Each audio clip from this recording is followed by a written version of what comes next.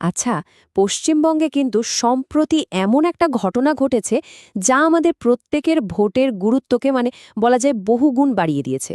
চলুন এই ব্যাপারটাই একটু তলিয়ে দেখি। কেন আমাদের একটা ভোট এখন আগের থেকে অনেক বেশি শক্তিশালী, আর কেনই বা একজন সচেতন নাগরিক হিসেবে এই দায়িত্বটা পালন করাটা এত জরুরি হয়ে পড়েছে। ৯১ লক্ষ। হ্যাঁ, ঠিকই শুনছেন। সংখ্যাটা একবার ভাবুন তো। এটা কিন্তু কোনো ছোটখাটো সংখ্যা নয়, তাই না? পশ্চিমবঙ্গের ভোটার তালিকা থেকে সম্প্রতি ঠিক এতগুলো নামই বাদ দিয়ে দেওয়া হয়েছে। তো স্বাভাবিকভাবেই মনে প্রশ্ন জাগে, তাই না, যে এত বিপুল সংখ্যক নাম হঠাৎ করে কেন ভোটার তালিকা থেকে বাদ গেল? এর পেছনের আসল কারণটা কি? এই প্রশ্নটা নিয়েই কিন্তু আমাদের আজকের পুরো আলোচনাটা এগোবে। দেখুন, এর পেছনে যে আনুষ্ঠানিক কারণটা দেখানো হচ্ছে সেটা হলো একটা সরকারি প্রক্রিয়া।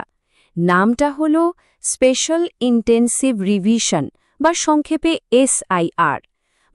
সহজ কথায় বলতে গেলে এটা হলো ভোটার তালিকা যাচাই আর সংশোধনের একটা বড়সড় উদ্যোগ।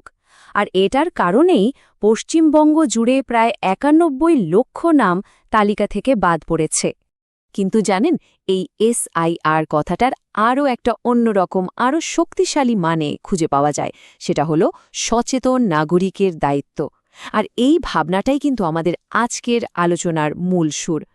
ব্যাপারটা শুধু একটা সরকারি প্রক্রিয়া নয়, এটা যেন আমাদের প্রত্যেকের ব্যক্তিগত কর্তব্যের কথাটা নতুন করে মনে করিয়ে দিচ্ছে। তাহলে চলুন প্রথম পয়েন্টে আসা যাক। আমাদের ভোটের মূল্য বৃদ্ধি, এতগুলো নাম তালিকা থেকে বাদ পড়ার ফলে আমাদের এক একটা ভোটের শক্তি ঠিক কতটা বেড়ে গেল, ব্যাপারটা একটু খতিয়ে দেখা যাক। হিসাবটা কিন্তু খুব সোজা। যখন মোট ভোটারের সংখ্যা কমে যায়, তখন গণতান্ত্রিক প্রক্রিয়ায় বাকিদের মতামতের ওজন স্বাভাবিকভাবেই বেড়ে যায়। এখন প্রত্যেকটা ভোট নির্বাচনের ফলাফল নির্ধারণে আগের চেয়েও অনেক বড় ভূমিকা রাখবে। বলতে গেলে এখন একটা ভোটে কিন্তু জয় পরাজয়ের ব্যবধান গড়ে দিতে পারে। আচ্ছা, এবার আসি দ্বিতীয় পয়েন্টে। ভোট না দেওয়ার আসল ঝুঁকিটা কোথায়? যখন প্রত্যেকটা ভোটের দাম এতখানি বেড়ে গেছে, তখন এই ব্যাপারে উদাসীন থাকলে তার পরিণামটা ঠিক কী হতে পারে? দেখুন, দুটো সম্ভাব্য ভবিষ্যৎ আমাদের সামনে রয়েছে। যদি সচেতন নাগরিকরা তাদের দায়িত্বটা পালন করেন, ভোটটা দেন, তাহলে কি হবে? যোগ্য প্রতিনিধি আসবেন, এলাকার উন্নয়ন হবে, জনকল্যাণ হবে। আর যদি তারা ভোট না দেন, তাহলে অযোগ্য প্রার্থীর জিতে যাওয়ার সম্ভাবনা, ব্যক্তিগত স্বার্থের রাজনীতি আর সাধারণ মানুষের সমস্যাগুলো যে উপেক্ষিত হবে, সেই ঝুঁকিটাও কিন্তু অনেক বেড়ে যায়। পার্থক্যটা আমার মনে হয় দিনের আলোর মতো পরিষ্কার। এবার চলুন একটু ভাবা যাক যে এই ভোট দেওয়ার ব্যাপারটা আমাদের দৈনন্দিন জীবনের সাথে ঠিক কিভাবে জুড়ে আছে।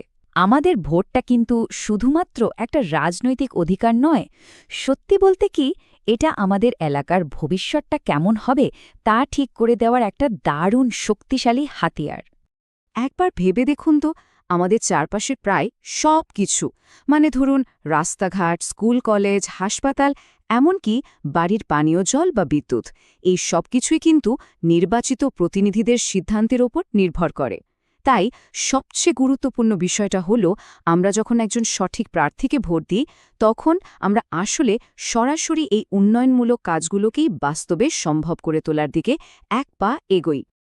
আর চতুর্থ যে বিষয়টা, সেটা হয়তো সবচেয়ে গুরুত্বপূর্ণ, সেটা হলো আমাদের পরবর্তী প্রজন্মের জন্য ভোট। আজকের একটা ভোট কিন্তু শুধু আগামী ৫ বছরের গল্প লেখে না, এটা পশ্চিমবঙ্গের আগামী প্রজন্মের ভবিষ্যতের উপরেও একটা গভীর ছাপ রেখে যায়। এই কথাটা একবার মন দিয়ে ভাবুন তো। আজকের ভোট শুধু ৫ বছরের জন্য সরকার নির্বাচন করে না, এটি আগামী ২০ বছরের ভিত্তি তৈরি করে। তার কি দাঁড়ালো? আমাদের আজকের সিদ্ধান্তই কিন্তু ঠিক করে দেবে যে আমাদের ছেলেমেয়েরা, আমাদের পরের প্রজন্ম, তারা ঠিক কেমন একটা পশ্চিমবঙ্গে বড় হবে। আমরা সবাই তো চাই আমাদের তরুণ প্রজন্মের জন্য একটা উজ্জ্বল ভবিষ্যৎ, তাই না? ভালো পড়াশোনা, ভালো চাকরির সুযোগ, একটা সুরক্ষিত পরিবেশ। কিন্তু এই জিনিসগুলো তো আর আপনা আপনি তৈরি হয়ে যায় না। এই সবকিছুই নির্ভর করে সঠিক সরকারি নীতির ওপর। আর সেই নীতিগুলো কারা বানাবে? আমাদেরই নির্বাচিত প্রতিনিধিরা। ক্ষমতাটা কিন্তু দিনের শেষে আমাদের হাতেই। তো এতক্ষণ তো আমরা আলোচনা করলাম যে কেন ভোট দেওয়াটা এত জরুরি। এবার চলুন দেখি কিভাবে একজন সচেতন নাগরিক হিসেবে আমরা আমাদের এই দায়িত্বটা পালন করতে পারি। কয়েকটা খুব সহজ কিন্তু ভীষণ শক্তিশালী পদক্ষেপের মাধ্যমেই কিন্তু নিজেদের মতামতটা ঠিক জায়গায় পৌঁছে দেওয়া সম্ভব।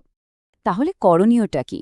খুব সহজ। প্রথম কাজ, অবশ্যই ভোটার তালিকায় নিজের নামটা আছে কিনা সেটা একবার দেখে নেওয়া।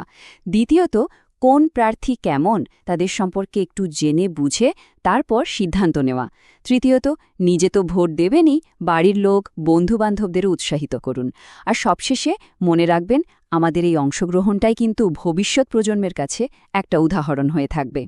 শেষে এসে এটাই বলার যে একটা ভোটকে হয়তো একা দেখলে খুব ছোট মনে হতে পারে, কিন্তু ঠিক যেমন বিন্দু বিন্দু জল দিয়ে সিন্ধু তৈরি হয়, তেমনি আমাদের এই ছোট ছোট ভোটগুলো মিলেই কিন্তু গোটা পশ্চিমবঙ্গের গতিপথটা ঠিক করে দেয়।